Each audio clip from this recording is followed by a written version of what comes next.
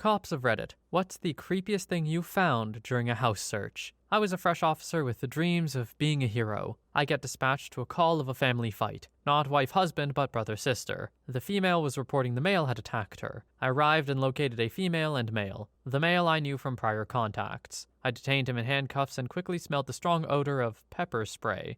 I found out that after the male knocked off the female's weave, she pepper sprayed him. I knew there were different types of pepper spray, like gel. I'm walking around the house taking photos for my investigation and assessing the property damage. I noticed that in his room the odor from the pepper spray was extremely strong and made my eyes instantly water with a decent amount of stinging sensation. The fumes made it incredibly hard to breathe, and left me without the ability to breathe at points, requiring that I leave the room to get fresh air. I find a brownish gel substance all over the walls in the shape of handprints. I photographed it and determined that it was the pepper gel the male suspect was wiping off his face onto the wall. I found it odd that it was all over the walls and covered the room. I thought this chick dusted him with the entire can of pepper gel. After some investigation, I took the male to jail. I responded to the same house several days after for an unrelated medical issue. There were more family members at the house and the male was still in custody. I was having a conversation with the family as the hero firefighters were saving the day. I inquired if they had fully cleaned up the pepper spray from the male's room. They gave me a strange look and told me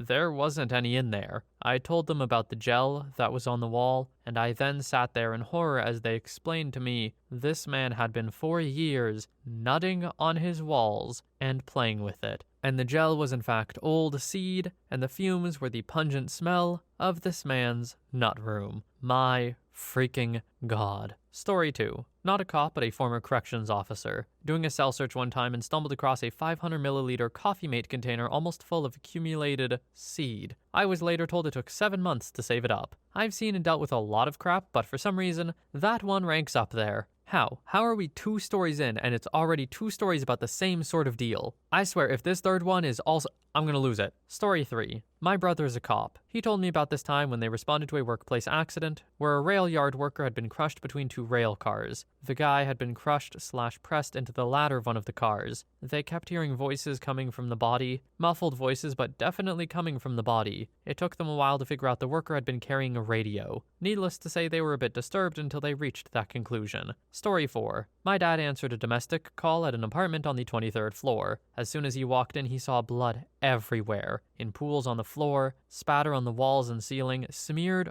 all over everything. He walked further in to find a woman crumpled on the floor, battered beyond recognition, and the partner standing in front of an open window. My dad started to talk to the man, to coax him into coming with. The man immediately turned around and stepped out the window, falling 70 meters to his death. Edit. Yes, she survived. Story 5. Tiny, quiet southern town. Whole family who had been dead for a week. Their teenage daughter's boyfriend, whom she met online, was visiting from across the country. Stepdad, mother, daughter, and her friend all murdered and hacked up by an axe. The mom was a professor at my university a block away, and when she didn't show up to work for a few days, cops went to her house and talked to murderer, who gave them some plausible excuse, so they left. He stayed in the house for a full week before leaving. The cops went back and neighbors reported the smell. They caught the guy at the airport about to fly home. Story 6. A teacher in my little town of 35,000 souls was caught fiddling little boys. In his house, the police found a fully kitted, soundproofed abduction room, luckily unused. The room was windowless, soundproofed, with fresh air ducts, reinforced lockable door, and was stocked with toys, a TV, a bed, and a porta-potty, and surveillance equipment. This room was discovered when the dude was arrested and convicted of an old fiddling case from a few years back. Story 7.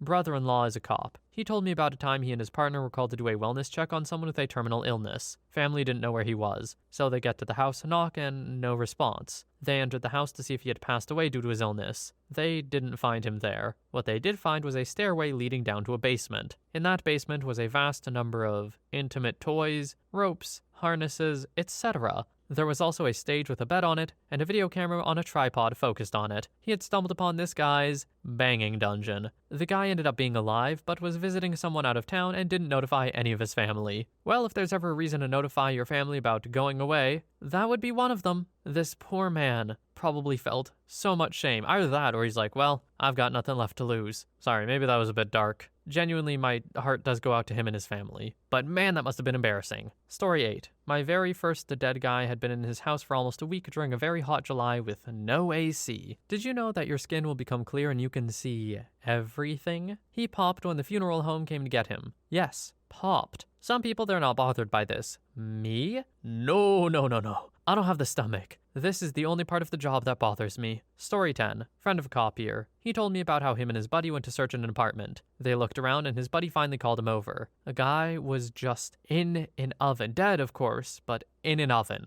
When the guys tried to pull him out of the oven, all the contents and gas of the dead guy fell right out. A few of the guys vomited and gagged. Story 11. My mother used to work for a police department, and I'd hang out there when I would be homesick from school. This old man used to walk to the gas station on the corner to get a pack of smokes and coffee every day. The gas station attendant called for a wellness check when she realized she hadn't seen him for a couple of weeks in the dead of summer. Cops went, knocked, and smelled everything. Opened the door, walked in, immediately came out vomiting from the smell. They had to come back later with respirators, trash bags, and snow shovels to clean up the sludge that used to be the old man. Another officer almost quit his first night on the job. Really bad accident. Guy shows up. The one car has no one in it at all. He's looking around and guy isn't on the ground anywhere. He tried to figure out if maybe the guy walked away, so he goes to look inside for some identification. Finds the guy. He hit so hard that he slammed up under and into the dashboard, and was just a broken sack of bones stuffed in around the steering column and other parts. Story 12. Friend is a cop. Wellness check called in. Went in, smelled horrible, and discovered a large dead guy, shirtless, sitting in his front room in a lawn chair watching TV. He had set up an industrial space heater behind his chair, which was on at full blast. Due to the heat and apparently other factors, he had merged through the back of that lawn chair. This thread went from creepiest to grossest. Well, I was gonna say real fast, but no, immediately. There's been like one or two creepy ones, but it's just so gross. Not exactly what I expected in this thread. Story 13. My aunt is a police dispatcher. Normally she takes calls from the public and has an officer nearby to respond. But one day she was asked to work the station's radio because the normal guy was sick. That meant she was acting as the central hub of the police radio network, taking calls from officers in the field and issuing backup to them, that kind of thing. She wound up having to listen to 4 cops talking back and forth in a panic as 2 squad cars arrived to check on a reported murder. The person who called was certain there were multiple murderers present. The victim's meat had been cut into 1-inch cubes, as if their murderer was going to fry them up or make kebabs. The whole corpse had been disassembled like that. Bones cut into neat inch segments, organs removed, separated, organized. She remembers one of the officers panicked and screamed something along the lines of, "This is OCD movie monster bullcrap." I can't remember the exact quote, sadly, and I doubt my aunt remembers it herself. She thought they were playing a joke on her until they called for a hazmat crew to get the body. Story 14. My uncle is a cop and likes to tell the story of the time he showed up to arrest a 15-year-old who skipped school to throw rocks through some cars and steal things in them. He gets in there and knows the kid. They've gotten him a few times from the school with the drugs, one time for having a knife. They knock on the door and his 18-year-old brother and 17-year-old sister open it. Cops say what they want, and they tell them to screw off. Cops show they have the warrant for the kid's arrest and they have to open the door. Got told another time, and now the other cop car pulls up and asks what's going on. Uncle said they might have to force their way in and break the chain. 18-year-old craphead says he's got a gun. About 3 seconds later, the door is broken. 18-year-old craphead is tased. 17-year-old is screaming for the brother who wants to book it. He jumps out of the window and gets away, for now. Brother is thrown in cop car. 17-year-old slaps the one officer, gets the same free ride and bracelets. They call the property manager and get permission to enter the house completely to investigate. The second floor reeks. Worst smell they've ever smelled. They get upstairs and it just gets worse and worse. They open the door and find a long, rotten body surrounded by needles and other drug crap. They leave and call it in. Uncle said later it came out that their grandmother died of an overdose. The mother was in jail for stabbing a UPS guy, and the kids never reported the grandmother was dead so they could keep cashing her social security checks. She was dead for about a year. Other than that, his best creepy stories were a guy who tortures and murders animals by feeding them to other animals. Not mouse to snake, think more cat to dog, or way too large rabbit to a starved snapping turtle. He also nailed several live rodents and cats to a board in the basement where he'd photographed them. And the other is a drug dealer who murdered a guy and tried to put him through a meat grinder to feed his pit bull. Story 15. I volunteer with the local PD, and I go on ride-alongs often. My creepy thing isn't scary so much as freaky. So we get a call about some squatters in a house that's going to be demolished soon to make room for a freeway. No big deal. Kick them out, go on with our business. It's sunset, just starting to get dark. Our car and the other officer arrive at this place and it's all fenced off and looks abandoned. And by abandoned, I mean it looks scary as hell. It was an old schoolhouse. Metal swing set, a friendly scarecrow next to a fence, some crosses here and there, but it was in a residential neighborhood. neighborhood. On the blocked-in windows, people wrote in Sharpie all kinds of spooky stuff. "This place belongs to us." And just all around weird crap, like even creepier than that. So there was a main house, a garage type thing, and then a cellar. A freaking door leading underground with creaky wooden steps. And so if you walk down those, it's concrete and there are windows, but it's a basement. The windows just show dirt. There are beds and stuff, but it looks like it's been abandoned for a long time. It was so scary, it's ridiculous. Story 16. Trooper here. Responded to a fight between two brothers and another unrelated black male. All these guys were in their late 30s, early 40s. Got them separated, they were all drunk. Turns out the bigger of the two brothers and the other male were fighting over who got to bang the other brother. They had been assaulting him for a while. All three were low functioning. Not really creepy, but I'll always remember that one. Story 17. Creepiest. A dead guy. But not just your average dead guy. This guy died on his couch, surrounded by no less than 1,500 Miller Lite cans. Plus, he had no friends or family. None. He was retired and his electric bill was auto-deducted from his checking account. He died on his couch and no one realized it for 5 months. When we found him, the top, front really because he was on his back, was completely skeletonized. But the bottom, or back against the couch, was still meaty and rotting. The half-skeleton was kinda creepy. But it's really creepy and sad that this guy left this world and it didn't affect anyone. Just gone and forgotten. Funniest. Response to a burglary. Going through the house with the homeowners, a young married couple, documenting damage and loss. Step into the bedroom. There's a red vibe on the floor. They look at it, I look at it, and we look at each other. Spend the next 5 minutes with a locked eye contact, talking about the broken window, missing jewelry, missing TV, etc. Everyone refusing to look at, discuss, or acknowledge the vibe. And then onto the living room. Oh, also the dead fat lady with the pug that started eating her. OP, why would you not throw that also after the creepiest, not after the funniest? The whiplash I received was unbelievable. But I will say I appreciate the funny story because I have a feeling this thread is not going to have a ton of those. Story 18. We went to an apartment which was a local drug den. A female we knew called and said the male renter had been assaulted and she had run. We got there and the door was bolted shut. I kicked the door over and over again and it wouldn't open. What I found out later is the dope team had done a search warrant on the apartment a couple weeks earlier, and afterward the tenants had reinforced the door jamb with a metal plate. It took me a total of 22 times kicking the door before I broke the deadbolt in half, which flew across the room and hit the wall. We made entry, guns drawn, and started clearing the apartment. This place was the kind of spooky I've only seen in places where a lot of drugs are done.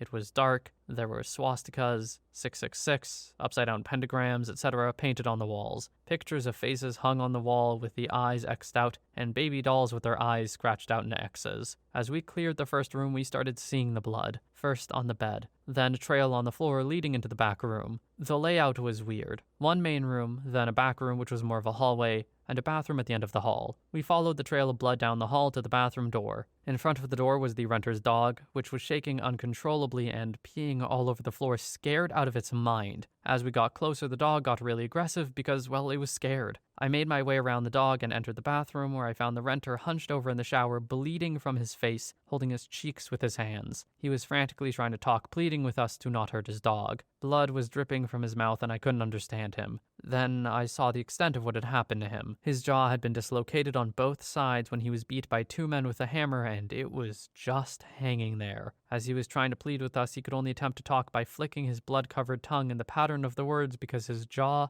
didn't work at all. Story 19. Not a cop, but a fire investigator. We were working a scene where 2 kids had died after a space heater caught on fire, and the dad was playing poker down the street, and the mom was with some other man down the street. The fire department came in and cleaned out the scene, and we came in after. As we were sifting through the ashes to find components to the space heater, we found the 2-year-old's foot. Mind you, this was after dark, so we could barely see and were using flashlights. It was a bit creepy. Story 20. Taking this law class. My professor brings in a cop to talk about points of law. At one point, the cop shows the class a picture of a man who took his own life by gun. "Can you see what color his eyes are?" he asked. Of course, no one can, and some dumb stares later, the cop says, "Blue. One blew this way, the other blew that way." The whole class groans, and I raised my hand. Obviously, you have thicker skin about this sort of thing than we do. Have you ever seen anything that has got to you? The cop got serious looking and then told us this story. A local family, 2 brothers, both young. Every Saturday morning, the older brother would get up early and make toast, and both he and his younger brother would sit in front of the TV, munch toast, and watch Saturday morning cartoons. This one Saturday, the older older brother didn't want to get up and make toast, so the younger brother decided to try it himself. He apparently went into the kitchen, put the bread in, and pulled the switch down. He didn't notice how close the toaster was to the kitchen window curtains. To make a long story short, the house caught fire, and the parents barely made it out alive with the oldest son. By the time the police officer arrived, the younger boy was dead, burned to death in the living room. The officer said he must have set up the toaster and went into the living room to watch TV and wait for his older brother to wake up and join him. The officer said the window nearby had collapsed from the heat and melted around the little boy. The cop said he had 2 boys about their age at that time, said he had to excuse himself from the scene, went to his squad car and couldn't stop crying and shaking.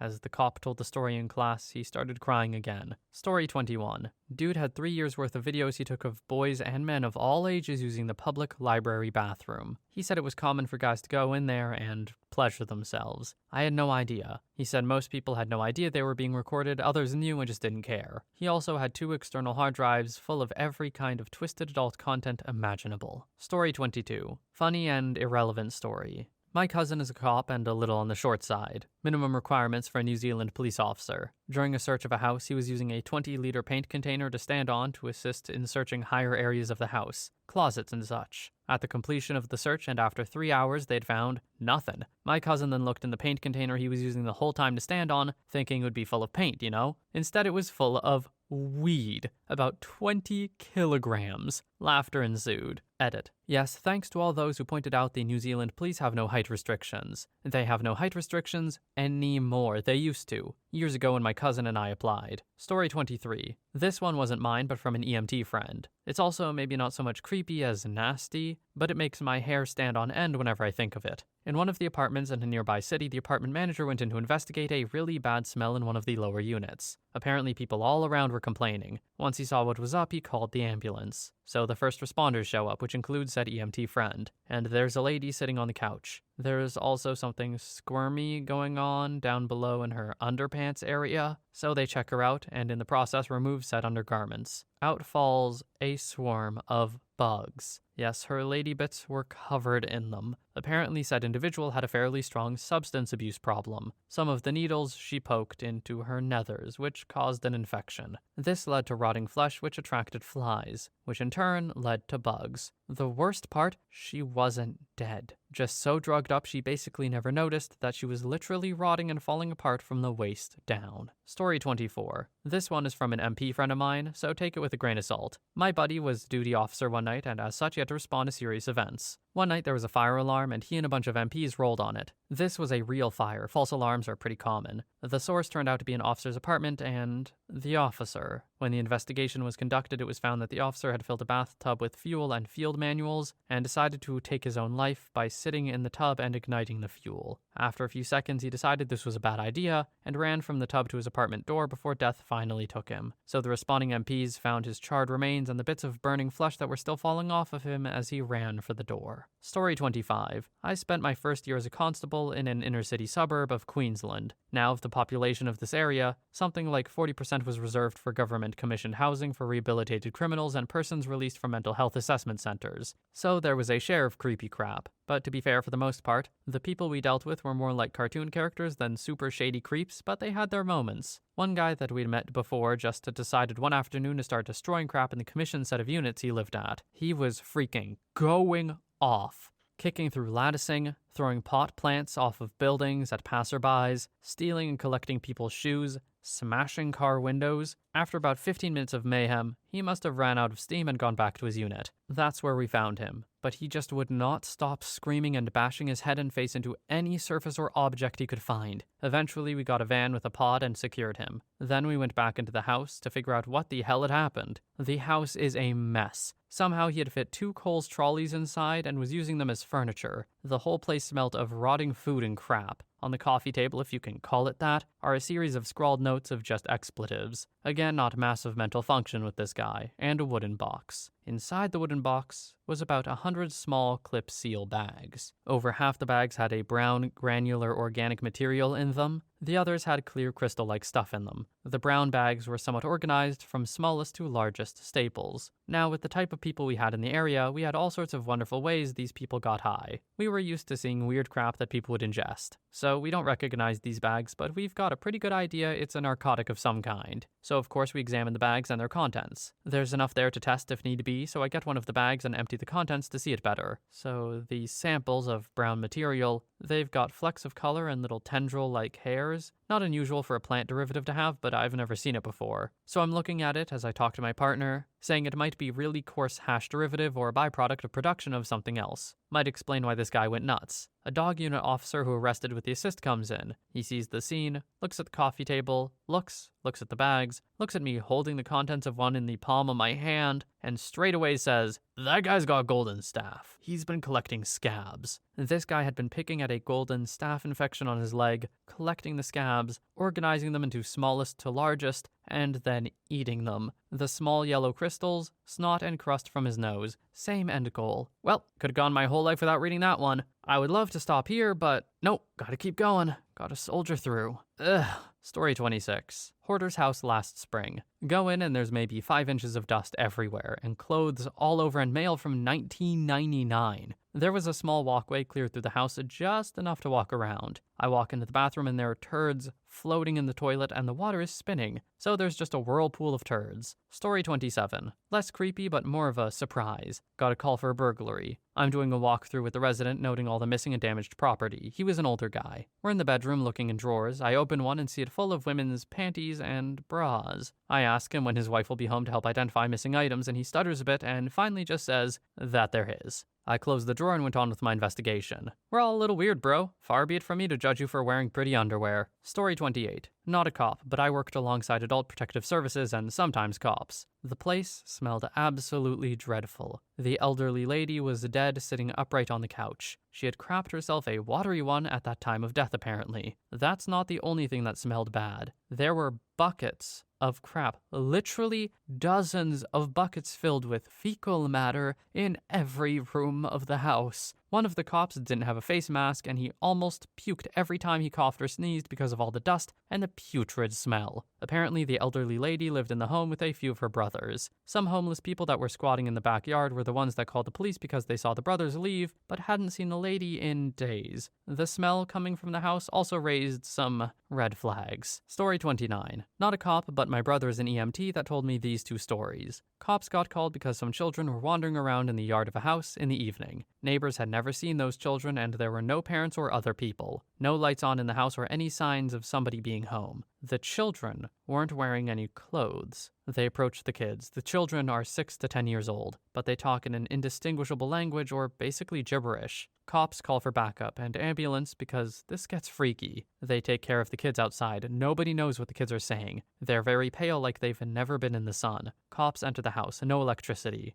It's dark, so they use their flashlights. House seems to be used, yet is cluttered and not well taken care of. They look around and find a crib with something laying in it. No sound, no movement. Crap. One of the cops goes outside, can't handle it. Other officers walk over and, relief, it's just a doll. Real bad case of neglect. Parents apparently left for the day and forgot to lock up the kids. Another story. Cops got called to a house. They enter and look around. They walk around the house and check the cellar. They find rooms with doors similar to prison cells. Kids inside. They talk, but can't see, because there was no light in their cells. Their eyes didn't develop properly. Because my brother is just an EMT, he doesn't know the end of the story, but this freaked everyone out. Story 30. Not a cop, but a former officer of the law told me this years ago. I'll let you decide if he's full of crap or not. The officer had responded to a parent's call to arrest their son, whom they were convinced had relapsed on drugs. What had tipped them off was when the son had started blasting both thrash metal and adult content on max volume from his bedroom and locked himself in. Communication with the kid was impossible with the noise. However, the officer's partner had been able to glance into the kid's window and could see he was sitting motionless in front of his computer. He was shirtless, but otherwise everything seemed normal. With permission from the parents, the officers decided to push through the lock. Moans and groans and relentless guitar deafened the ears. The only light illuminating the room was the bluish hue of the computer monitor. The kid's face was a distorted grin, stretching to his lips' furthest limits. He wasn't shirtless, he was in fact naked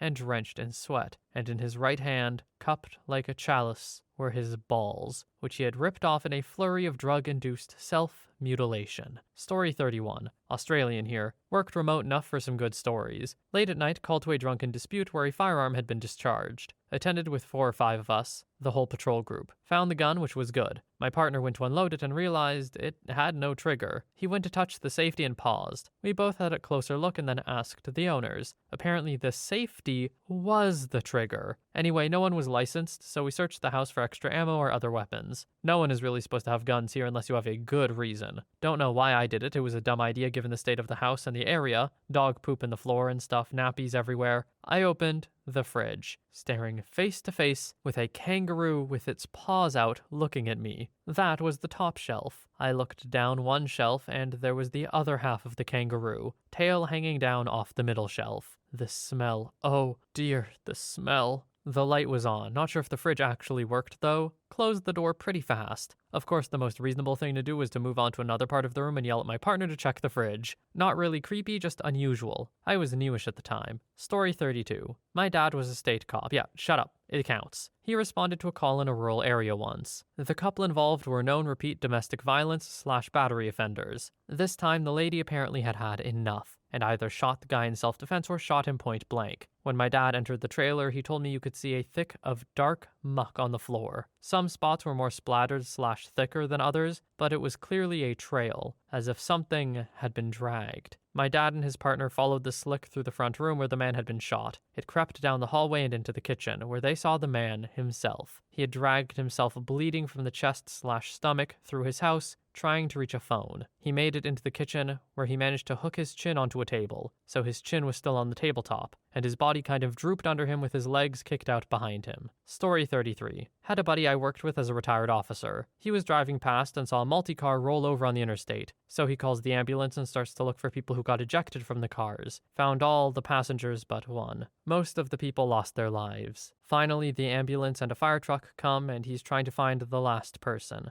Turns out it was a little girl, and she was face down in the asphalt, but still moving weakly. He went to go get her when the fire truck ran over her head. Scarred him for life, he said. Story 34. Former LEO with 2 stories. Got dispatched to a call. Daughter has tried to reach her elderly mom and can't make contact. These usually end badly. Made location at the house and received written authorization from daughter to make forced entry at the front door. Asked the daughter to wait by the squad car and had fire department spread the door frame open. Immediately noticed the smell and began to search the house. Found the mom in the kitchen laying on open door of the oven. Half of her face and hair were burnt off and the oven was still on, cooking her. Apparently we found out from the daughter the mother used the oven for heat and had had a heart attack and fell on the oven door. Best thing I can say is it looked like Harvey Dent from the Nolan Batman film. Second story. Got a call from a dispatch about a woman screaming from an abandoned apartment, saying she was being tortured or murdered. My partner, 4 other officers, and I had to search every room and door in what looked like a college dorm. All the doors faced inward and there was absolutely no way of knowing where the screaming was coming from. Partner found the woman covered in her own blood running out of an apartment. I held apartment door while he ran her down. Scariest call of my life. Turns out she was tripping and had been cutting herself. There was no way of knowing that until we searched the apartment. I swear that Michael Myers, Krueger, Chucky was waiting behind every door in that apartment waiting to stab me. Awesome time. Story 35. Abandoned houses are pretty depressing. Family pictures and albums collecting dust and decaying. Sad stuff written in marker as daily reminders to start again, get off drugs, look for work, make things right. All written in Spanish, and seeing a sleeping mat comprised of towels and old sweaters in a corner, and pizza boxes from Little Caesars next to it. Lots of stuff you see tells a story you never asked for or expected to find. Makes me feel lucky to have what I have. I don't know what it is, but This story so far for me feels like the creepiest. It's just so hauntingly succinct. It is a perfect description of a place where life was had and is no longer. And something about that, to me at least, is profoundly creepy. Story 36. Some guys were four-wheeling at a local lake in an old topless Ford Bronco with no windshield. It rolled and threw everyone out but the driver. It was remote and took us a while to get there. When I arrived, everyone that could move was kneeled against the Bronco. When I walked up to it, I could hear screams coming from underneath. It was agonizing, those screams. I shined my flashlight underneath and I could see the guy's face. His head was so deformed from the weight of the vehicle and he was still alive, just screaming.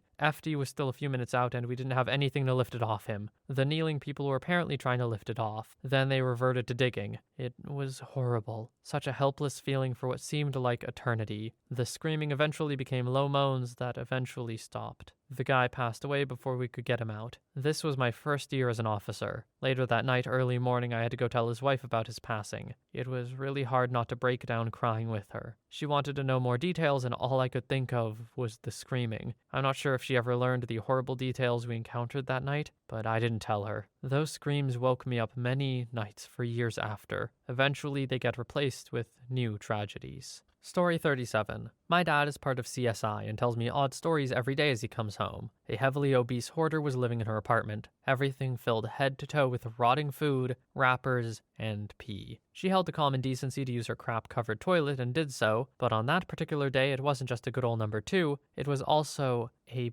baby that had been rotting inside of her for months. The poor creature fell out of her in chunks and its limbs just kind of exploded all around the toilet. A nice baby soup that had to be fished out of a toilet by 2 officers and seemed to have them shaken up for a day. Story 38. Not me, but a friend. He and his partner were at the time working in a smallish town, so most calls were regarding people taking their own lives or elderly people. This day they check up on an apartment of an elderly which they presume is dead due to the horrible smell. In cases like this, they would take turns in who would be the one to go in to check on things, and this time it was my friend's partner. 5 minutes after going in, he comes out with a shocked look on his face, completely wet and covered in all kinds of nasty fluids. When he went in, it had been completely dark, so he probed around trying to find the light. Suddenly, he slips in a pool of something, and when he landed, he knew the worst had happened. He slipped in fluids of a corpse and landed in it, so to say, getting submerged in a completely rotting human corpse. Bad day at work, I'd say. Story 39. Not a cop, but a friend of a cop.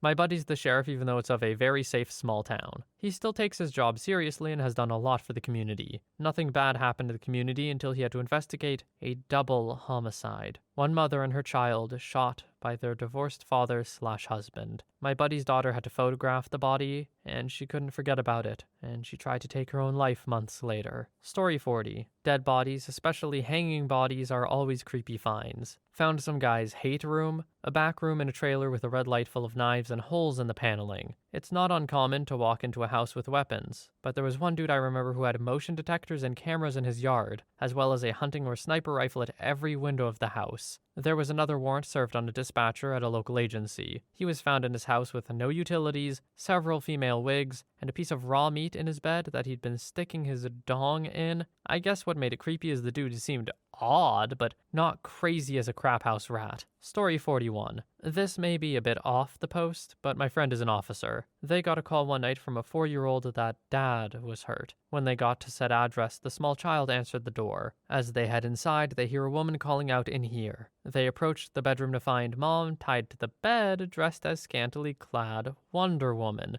Dad is knocked out cold as Superman. Apparently Dad jumped on the bed, forgot about the ceiling fan, and knocked himself out cold. My friend said it was the funniest, craziest thing he ever saw. Woman had to scream to wake up the child to call the cops. Story 42. I would have to say the creepiest thing I found happened during a welfare check on an elderly woman in Phoenix, Arizona during the hottest summer ever. The callers were concerned about an elderly neighbor who was a major hoarder. When I arrived, I was able to smell this horrible stench from her rotting body. Never did know the COD, but always stuck with me. Story 44. When I was a weird teenager, I had this strange thing that I would just take night walks in areas with no lights, mostly forest walking paths. My logic then was was facing fears and feeling awesome after. On one night it was pitch black, couldn't really see far. Just doing my thing and I bumped into someone else. Saw him at the very last moment. I just screamed and started running back only to hear him chasing me. I could hear the sound of his footsteps. Then after a while they became more distant. I did a Forrest Gump and just kept running.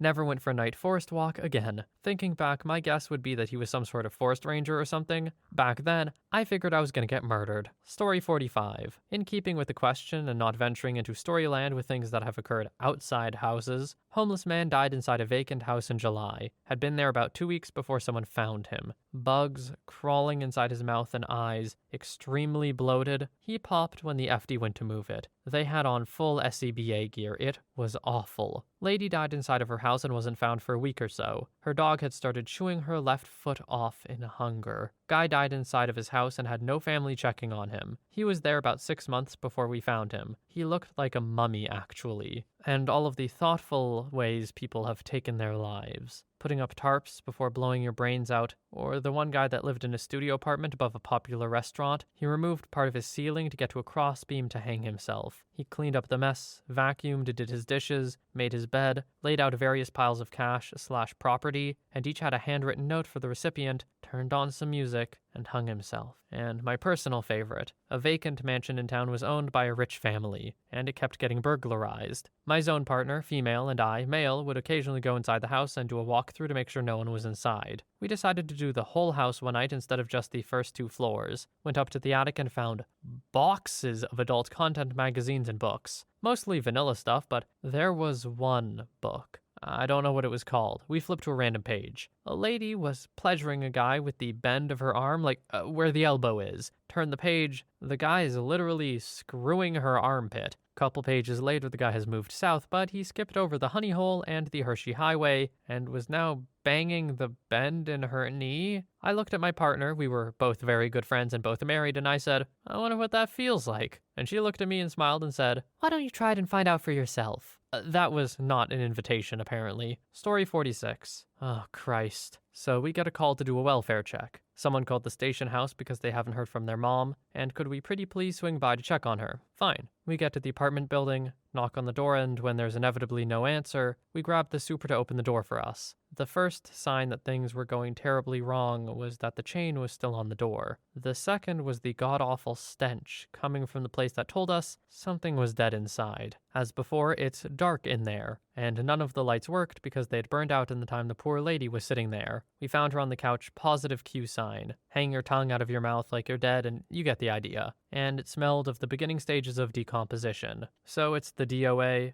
the cops in the living room, and the super standing in the doorway of this dark apartment, and we obviously have our flashlights trained in on the guest of honor. At this point, the dead person raises a hand to her eyes in a very zombie-like fashion and says, yeah, exactly like that. So totally zombie, right? Having seen enough, we, again, run out of there like we've seen, a ghost. The super, who's not privy to the rise of the living dead, sees 263 cops thundering down the hallway at him and figures it's his cue to get moving too. Sadly for him, we overtake him and his stubby little legs and leave him to be dined up by the zombie. Survival of the fittest and all, right? We got down to the next flight before we figured out that even if it was a zombie, it was an old lady one and we could probably kick its butt. We went back into the apartment and called an ambulance for her, and she apparently had a stroke alone in the apartment and sat there for a few days. The hand and vocalizations were really what was left of her brain responding to stimulus. Went by the hospital the next day before work, but she was too gone. Story 47.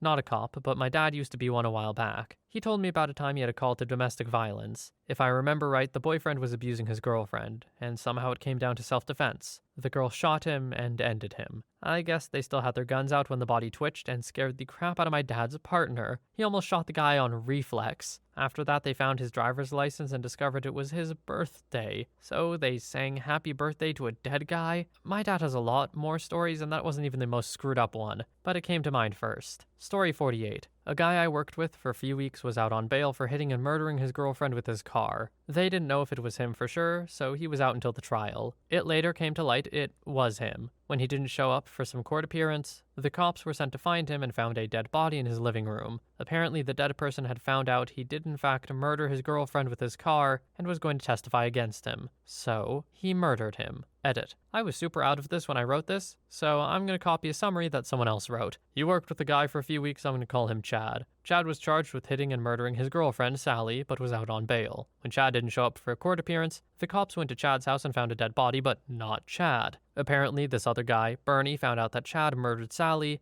and Bernie was going to testify, so Chad murdered him and then absconded to parts unknown. Except the guy Chad was very quickly arrested. Story 49. At the time, I wasn't a cop, but a volunteer firefighter. I can't remember what brought us to this particular house, but when we got there, the family was waiting outside. Typical family with a very awkward teenage son who didn't make eye contact and seemed a bit unfriendly. I went down to the basement where I came across hundreds of 2-liter soda bottles, uncapped, full of dip spit, and a pile about waist high of crusty-looking tube socks, piled up around what I could only assume was the awkward teenage son's station. The smell that about 200 liters of dip spit and dried up baby batter produces is pretty gross. Something also tells me this kid was probably a Redditor, so if you see this, clean up your parents' basement. Not necessarily creepy, but once again, disgusting. Why does this keep happening? How have there been so many stories like this? Surely this can't be that common, right? Story 50. A friend of mine was in the FBI. They arrested some guy for massive amounts of child content. Someone has to watch the videos and look at the pictures. The videos have to be watched frame by frame and document any possible evidence. If the kids in the videos aren't known, then they have to try to identify the kids. After 3 12-hour days, he asked his supervisor if he could take a couple days away from it. They told him no, and he quit. Story 51. Sergeant at my law enforcement school told us that a landlord once called them to investigate an apartment room for a reason. As my instructor went in with her partner, they discovered a lonely lady had died, but no one knew about her, so no one checked. Her corpse was decomposing for such a long time. She started to seep through the ceiling and into another apartment room. She had other stories, but this was the quickest type. Story 52. Friend of cop here. He told me of someone taking their own life that he'd been called to, was first on the scene. The whole thing took place in a park bathroom, ended up being a murder, self-unalive. A man had taken an escort to the bathroom, stabbed her to death and removed what he could of her butt with the knife, then shot himself. He said it also appeared the woman might have had bite marks in and around her lower regions. Story 53. So I heard this one from Dad, and it's like 2 stories in one. My dad worked for a restoration company, and they had a contract with the city for first response to certain emergencies. The cops were called to do a welfare check on a woman. The family hadn't heard from her in a week or so. When they got there, they could see her lying on the ground by the front door through the window. They ended up breaking down the back door to get in, and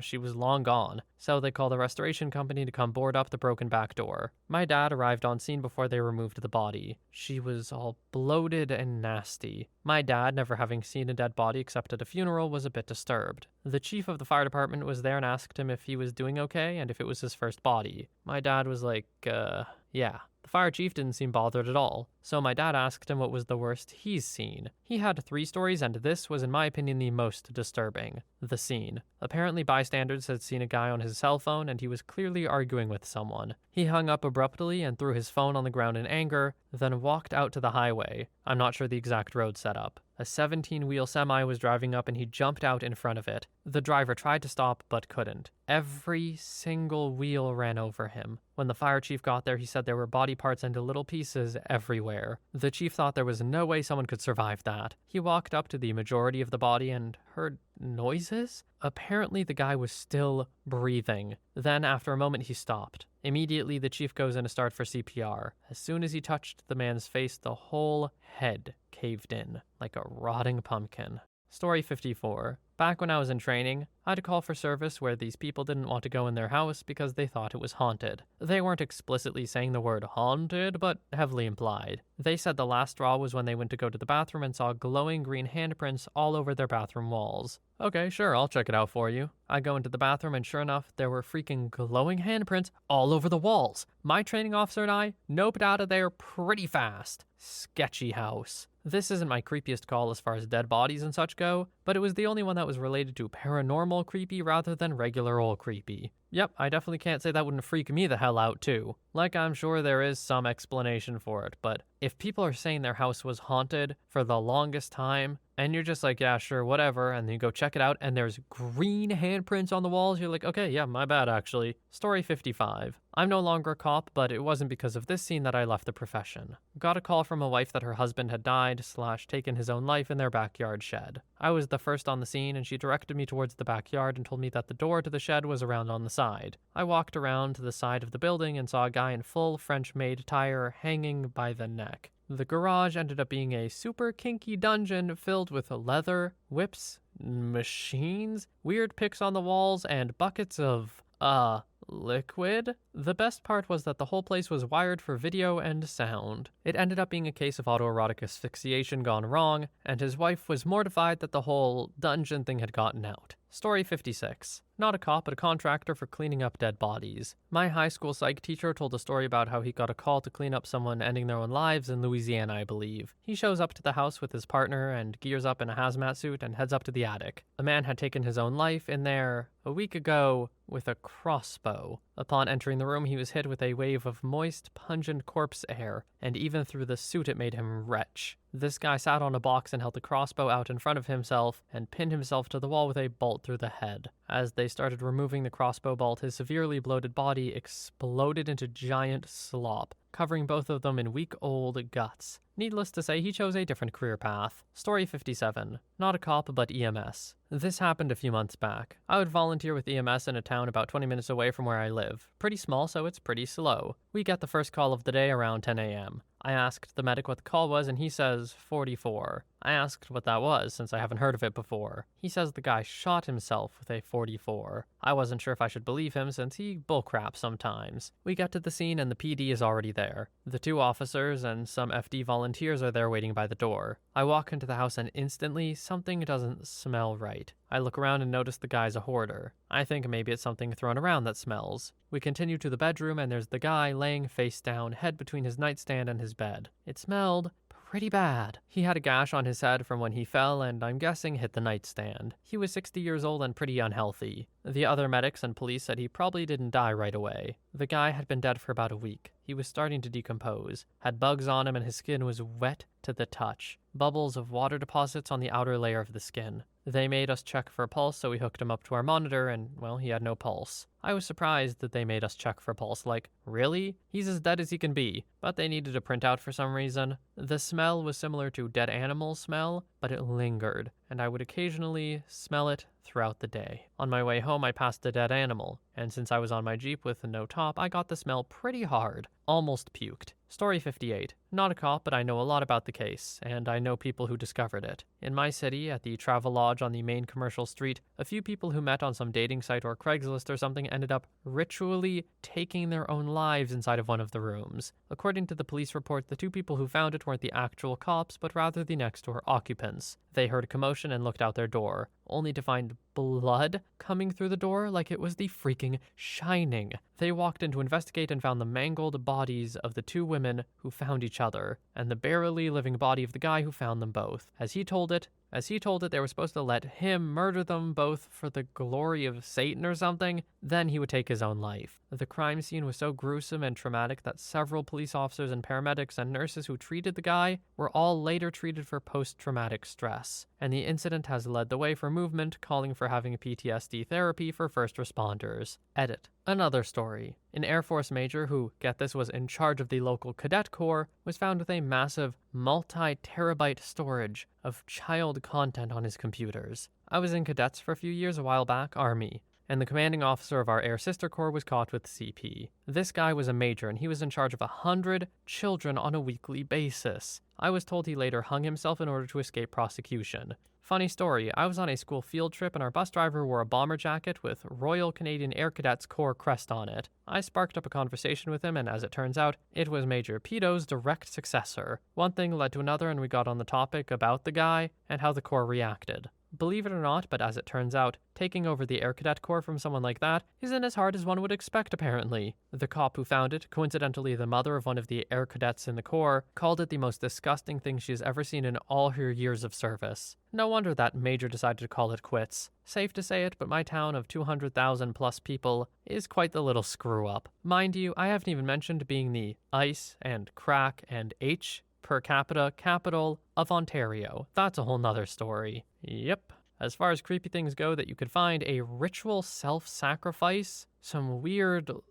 super intense pact thing, that's pretty creepy. Even for someone who isn't even particularly spiritual, I think I would be chilled to the bone. Story 59. Dad is a cop and not exactly a house search, but got a call saying that a certain professor had been missing after not returning home Friday night. Dad and a couple of other officers found the professor hanging in his office dressed in full-blown drag. Apparently, the guy confessed his love to a female professor who rejected him. From what they could gather after she left, he dressed up in drag as the female professor and hung himself. Story 60. We got sent to a well-being check for an old lady that lived by herself in a rough section of the city. This was a few years back, but if I remember correctly, she had no family or friends. Some sort of wellness aide called it in. No one had heard from her in a few days. We knock and knock announcing ourselves, but nothing. We get a property manager on the phone and he comes by with a key. We open the door and there she is, very dead on the floor. Look of fear/pain frozen on her face. One of her feet was detached and about a meter away from her body, and blood everywhere. I instantly assumed she was murdered and got a shot of adrenaline. But then we take a second and take in the whole scene, and this is how the woman died. She needed to adjust her blinds, so she got a chair from the kitchen, stood up on the chair, lost her balance, fell and landed on her foot, which snapped it clean off her leg. She then proceeded to crawl around bleeding until she passed out and died. I've seen much worse, but that one sticks with me because I can't even imagine the thoughts running through her head as she was dying, all alone and unable to get help. Story 61. I knew a cop that was a part of the team that arrested the Green River murderer. When it was suspected that there were more undiscovered bodies, the cops wanted to see if Gary Ridgway would talk. They put him in a police SUV and drove around the areas he was known to leave bodies at, and basically had small talk and would slide in questioning here or there. I think the cop was saying that they sometimes had a few hits, and then Ridgway started playing games with them, saying stuff like, "Well, I think I hid this woman's body over there, but I'm not really sure. I guess you'll have to go check." The cop also guarded Ridgway's house when it was still under investigation. He ended up feeding the guy's outdoor cat when it arrived in the middle of the night.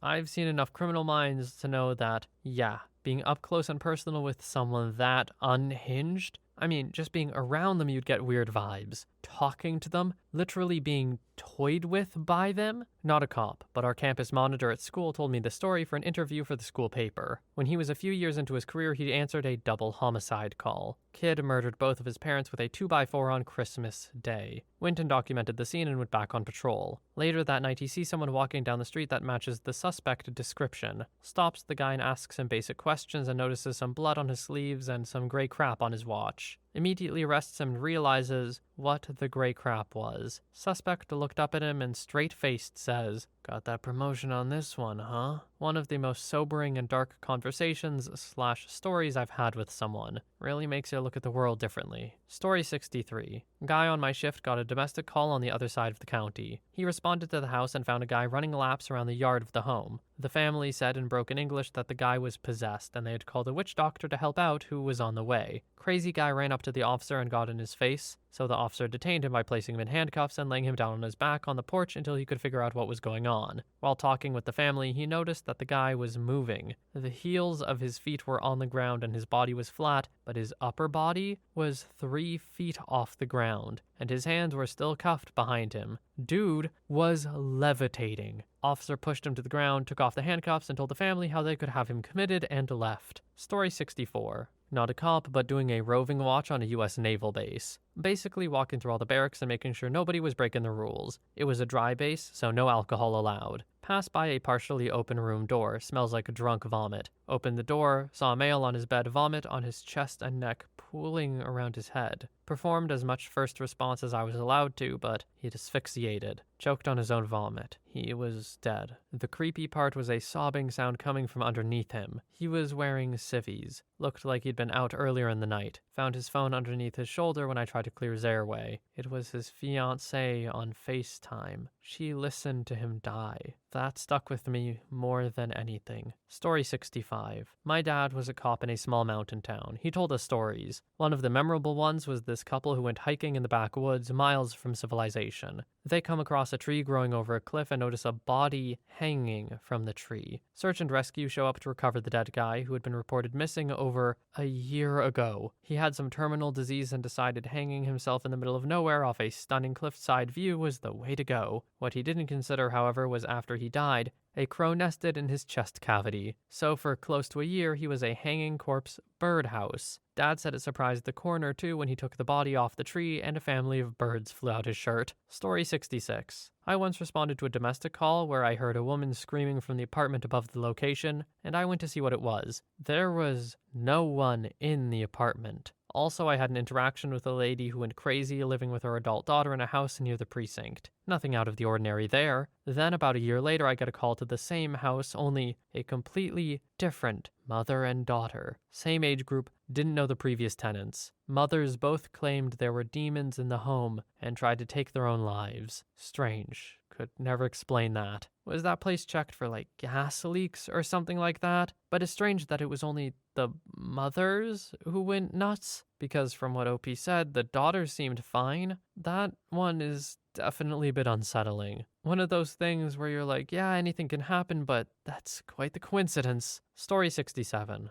Friend of a cop. Not a house search, but sort of a car search, and not creepy, just funny and unbelievable cop story that I wanted to share. Had a gentleman come into a station to the front desk to report a crime. The said gentleman told the desk sergeant that a man had shortchanged him on his massive weed order and had robbed him of over 200 pounds because of this. I should point out the guy had obviously been smoking it by this point, as he was apparently stinking of weed. Desk sergeant calls my friend in from the back for a second opinion on how to approach the robbery. My friend instantly smells the weed and asks the gentleman if he still had the weed and how much he had. The gentleman replied with, "Yeah man, still got it. He only gave me half the amount I paid for, so I came here." My friend asks where the weed was, only to be told in the boot of his car in the police station car park. My friend asks the gentleman to take him to the car so he could see the weed and judge what offense the robber would be getting pulled up for later on. Said gentleman, of course, leads my friend out to the car, opening his boot to reveal over 400 pounds of weed, followed by major confusion as my friend slaps the cuffs on him.